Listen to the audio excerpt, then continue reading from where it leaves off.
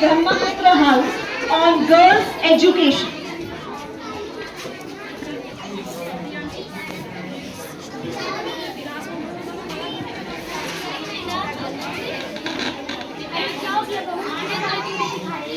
अरे सासू माँ, मैं कामचोरी नहीं दिखा रही हूँ, मुझे सच में चक्कर आ रहे हैं। लगता है तूने सुबह खाना नहीं खाया। खाया था सासू माँ, लेकिन मेरी एक हफ्ते से तबीयत खराब है। चलो डॉक्टर के पास चलते हैं।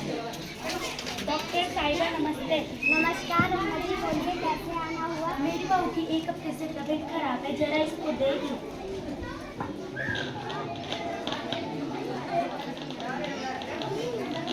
मैम आपका नाम क्या है? मेरा नाम लक्ष्मी है। आपकी उम्र कितनी है? मेरी उम्र 28 साल है। बताइए क्या परेशानी है? मेरी एक हफ्ते से तबीयत खराब है और मुझे कमजोरी महसूस हो रही है।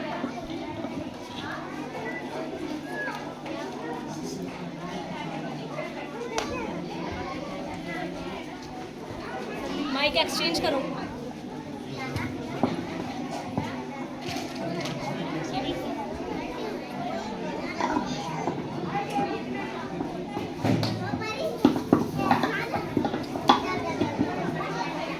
आइए जरा अपना हाथ दिखाइए।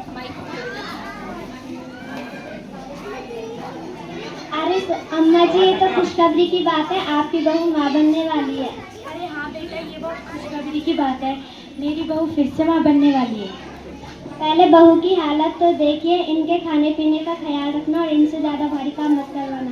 जी बेटा, नमस्ते। वंश के पापा कहाँ हो? अरे वंश के पापा, मेरी एक हफ्ते से तबीयत खराब थी, तो आज हम डॉक्टर के पास चेकअप कराने गए। डॉक्टर ने कहा कि मैं माँ बनने वाली हूँ। अरे वाह लक्ष्मी, ये तो बड़ी खुशखबरी की बात है, मगर मेरी एक बात ध्यान से सुनना, मुझे तो बस लड़का ही चाहिए, मुझे लड़की नहीं चाहिए। अरे वंश के पापा, ये आप कैसी बातें कर रहे हो? आप इतने पढ़े लिखे होकर भी लड़का और लड़की में भेदभाव कर रहे हो। अरे लक्ष्मी, तुम मेरी स्थिति तो जानती हो, दिन रात मेहनत करके बस मैं थोड़े से ही पैसे कमा पाता हूँ, उससे कितना तो उसे पढ़ाऊंगा लिखाऊंगा, और वैसे भी उसे पढ़ा लिखा कर ससुराल ही तो भेजना है। अरे वंश के पापा, अगर लड़की भी मैं उसे खूब पढ़ाऊंगी लिखाऊंगी, और अगर वो पढ़ेगी लिखेगी तो अपने पैरों पे खड़ी हो पाएगी, और अपने पैरों पे खड़ी हो पाएगी तो खुद के पैसे कमाकर खुद की शादी भी कर पाएगी। बस मुझे इस बारे में और बात नहीं करनी। अरे क्या हो गया बहू, क्यों बहस कर रही हो? अरे सावित्री माँ, माइक एक्सचेंज करो। कि मुझे लड़का चाहिए, लड़की नहीं चाहिए। अरे सही तो कहा मेरे बेटे ने, इसमें क्या बुरा है? अगर लड़की हुई तो हमें उसको पढ़ा लिखा के ससुराल और दहेज भी देना पड़ेगा, और अगर लड़का हुआ तो वो हमारी आगे जाके भविष्य में देखभाल भी करेगा। अरे सासू माँ, आप ये कैसी बातें कर रहे हो? आप भी किसी की बेटी हो और मैं भी किसी की बेटी हूँ। बहू, मैं और कुछ नहीं सुनना चाहती, जो मेरा बेटा बोल रहा है वही सही है। अरे ये कैसी परेशानी है? आज के पढ़े लिखे समाज में भी लड़का और लड़की में भेदभाव कर रहे हैं, जबकि मैं इन्हें कैसे समझाऊं कि लड़का और लड़की में भेदभाव नहीं करना चाहिए। ऐसा कौन सा काम है जो लड़का नहीं कर सकता और लड़की कर सकती है? और आजकल हर क्षेत्र में लड़कियां आगे हैं।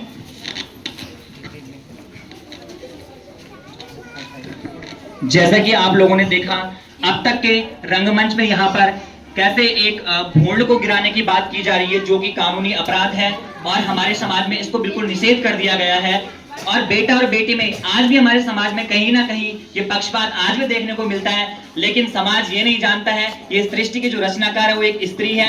इसी नाटक को आगे बढ़ाते हुए अब लक्ष्मी की एक बेटी ही होती है जिसका नाम राधा है, और राधा आज अपनी मैट्रिक की परीक्षा पास करके हुए आगे का रंगमंच कुछ इस प्रकार।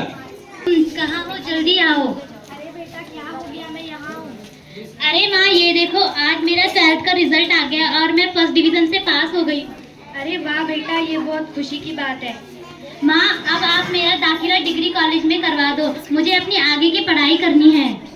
चलो बेटा, आज ही दाखिला करवाने चलते हैं। अरे कहाँ जा रही है?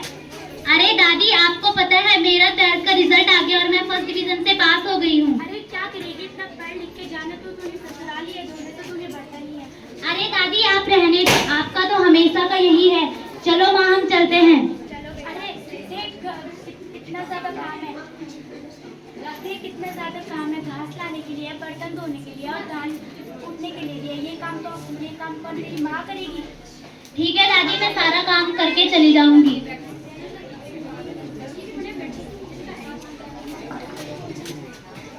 अरे बहू, मैं तुझे कितनी बार समझाऊं, क्या करेगी राधा को इतना पढ़ा लिखा के? जाना तो उसने ससुराल ही है, धोने तो उसने बर्तन ही है, तो क्यों नहीं समझ रही? दादी, मैं घास ले आई हूँ और बर्तन भी धो दिए हैं मैंने। दादी, मैंने सारा काम कर दिया और अब मैं दाखिला करवाने जा रही हूँ। अरे अब तो जहाँ भी जा, मेरे को कोई फर्क नहीं पड़ता।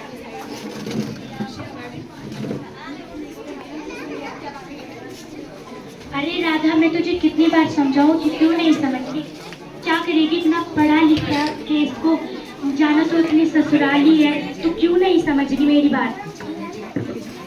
अरे सासू माँ, अगर वो पढ़ेगी लिखेगी तो अपने पैसे कमाकर खुद की शादी कर पाए। अरे तुझे तो पता ही है मेरा बेटा कितने कम पैसे कमाता है। अरे सासू माँ, ये आप कैसी बातें कर रहे हो?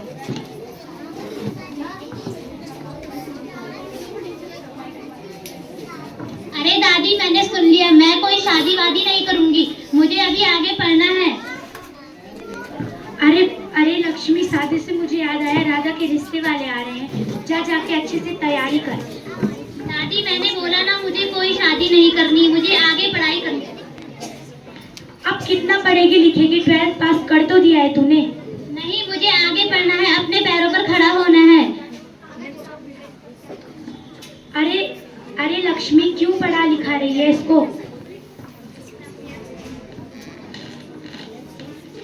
ठीक है सासू माँ, मैं राधा को समझाने की कोशिश करूंगी। अरे आजकल की माँ और बेटियां तो ऐसे हो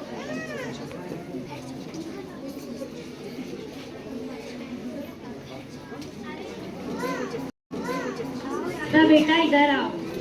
माँ, आपने देखा ना दादी कैसे मेरी शादी करवाने के पीछे पड़ गई है। आपको तो पता है ना, मुझे अपना सपना पूरा करना है, आगे पढ़ना है। अरे बेटा, शादी करना कोई बुरी बात थोड़ी है। क्या पता तुझे यहाँ से अच्छा माहौल वहाँ मिले, और अगर लड़का अच्छा हुआ तो वो तुझे आगे पढ़ाई में सपोर्ट करे। ठीक है माँ, अगर आप इतना कह रही हैं तो मैं इस बारे में सोचूंगी। ठीक है बेटा, जल्दी से जाके तैयार हो जा। अरे दादी, मुझे पैसे चाहिए। अरे क्या हो गया बेटा भाई? मुझे कुछ नहीं हुआ, मुझे पैसे चाहिए, दोस्तों के साथ पार्टी करने जाना है। अरे बेटा, मेरे पास अभी तो पैसे नहीं है, तू कल ले जा लेना। मेरे पास कभी पैसे होते भी हैं। अरे बेटा, मैं बोल तो रही हूँ, मेरे पास अभी पैसे नहीं है। अगर तू मुझे पैसे नहीं देगी तो मैं तेरे पर्स से चुरा लूंगा। अरे सुन तो जा, कब तक आएगा? मैंने तेरे पर्स से 1000 रुपए ले लिए, मैं दोस्तों के साथ पार्टी करने जा रहा हूँ। अरे कब तक आएगा? जब बैठूंगा तब आऊंगा। ठीक है बेटा, आराम से आना।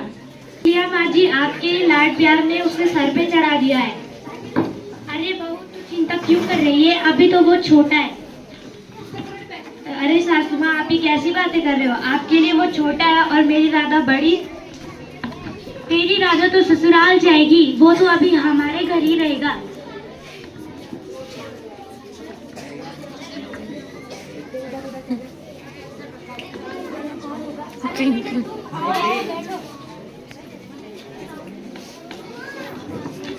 अरे कौन होगा? अरे बेटा तुम आओ, बैठो।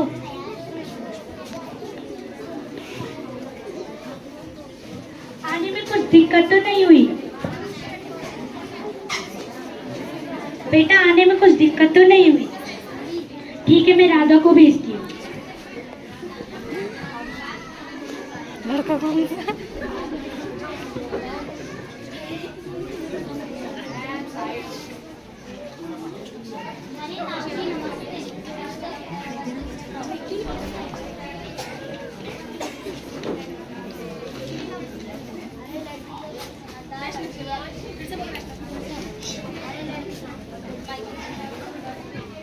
अरे लड़की तो बड़ी समझदार लग रही है, अब पता चलेगा।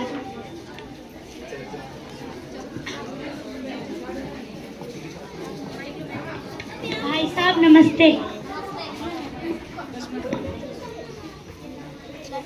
हमारी तरफ से लड़की है, अब हाँ बेटा, हाँ भाई साहब जी, मेरी तरफ से भी तो हाँ है। अब राधा की माँ और राधा ही जाने। जी जी भाई साहब। अरे ताऊ जी नमस्ते। अरे ताऊ जी, आप तो जानते हो कि यहाँ हमारा जमाना कहाँ, जहाँ बिना सोचे समझे ही शादी करा देते थे। ठीक है ताऊ जी, मैं राधा को भेजती हूँ। वैष्णव माइक लो बेटा।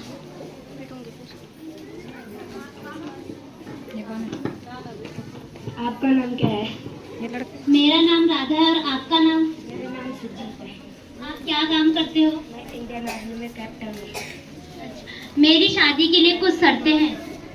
बताओ क्या करते हैं तुम? मेरी शादी के लिए कुछ ऐसी शर्तें हैं क्योंकि शादी के बाद मुझे आगे पढ़ना है और अपना सपना पूरा करना है, क्यों मुझे एक अध्यापिका बनना है। अरे ये भी कोई बोलने की बात है क्या? मैं तुम्हें फुल सपोर्ट करूँगा पढ़ाई लिखाई में। ठीक है।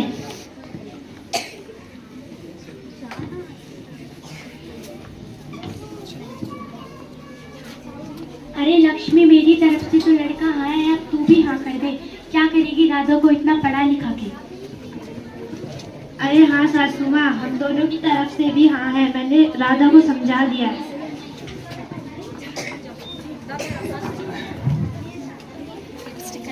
जैसे कि आप लोगों ने यहाँ तक देखा कि अब राधा का वैवाहिक जीवन शुरू होता है।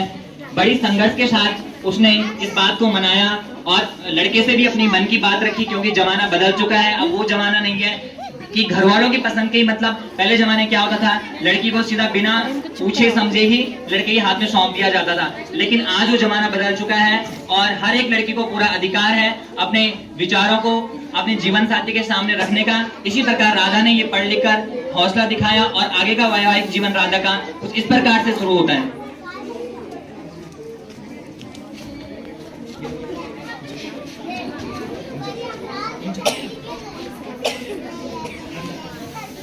अरे सासू माँ, आप कहाँ हैं? इधर आना। अरे सासू माँ, ये देखो अखबार पर क्या खबर आई है। एक हफ्ते से कारगिल बॉर्डर पर लड़ाई हो रही है और उनकी ड्यूटी भी उधर ही है और उनका फोन भी नहीं आया है। हाँ बेटा, उसका फोन भी नहीं आया है, ना कोई खत आया है। जरा पता करो तो। ठीक है सासू माँ, मैं पता करती हूँ। पहले मैं पूजा कर लेती हूँ।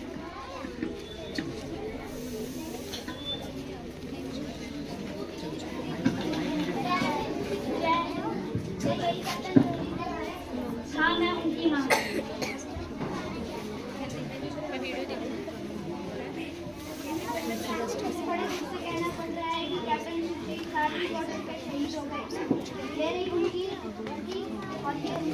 बेटा माइक पे बोलो, फिर से रिपीट करो। मुझे बड़े दुख से कहना पड़ रहा है कि जय हिंद। मुझे बड़े दुख से कहना पड़ रहा है कि कैप्टन सुरजीत कारगिल बॉर्डर पे शहीद हो गए। हमने उनकी डेड बॉडी ला रखी है और ये रही उनकी वर्दी। अरे ये क्या हो गया मेरे बेटे को? किसकी नजर लग गई मेरे घर पे? क्या हुआ सासू माँ?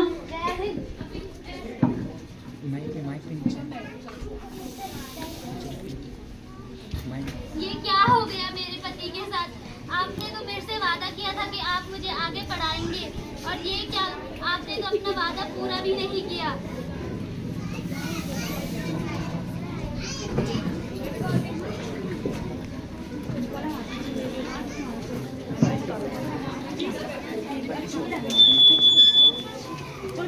अरे बेटा, तू रो मत, तू गर्व रख।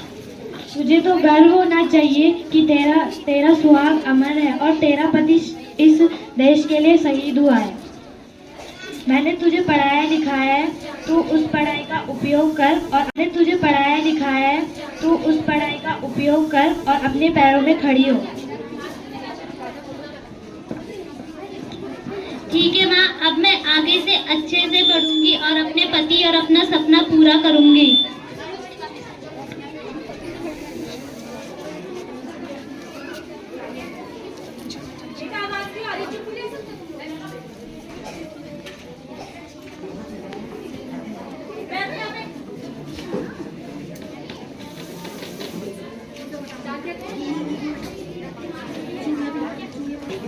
मैं डाक की क्या ये राधा जी का घर है? हाँ दीदी बोलो क्या काम है?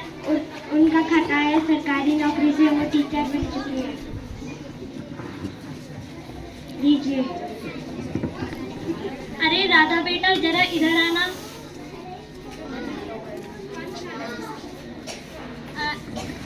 हाँ सासू माँ बोलिए। तुम्हारा कोई खाता आया है? अरे सासू माँ ये देखो, मेरा और उनका सपना आज पूरा हो गया। मैं एक सरकारी अध्यापिका बन चुकी हूँ और आज उनकी आत्मा को भी शांति मिल रही होगी। हाँ बेटा, मैंने कहा था ना, मेहनत का फल मीठा होता है। आज मेरे बेटे की भी आत्मा को शांति मिल गई। हाँ सासू माँ, अब मैं ना रोऊंगी और अपने पति पर गर्व करूंगी।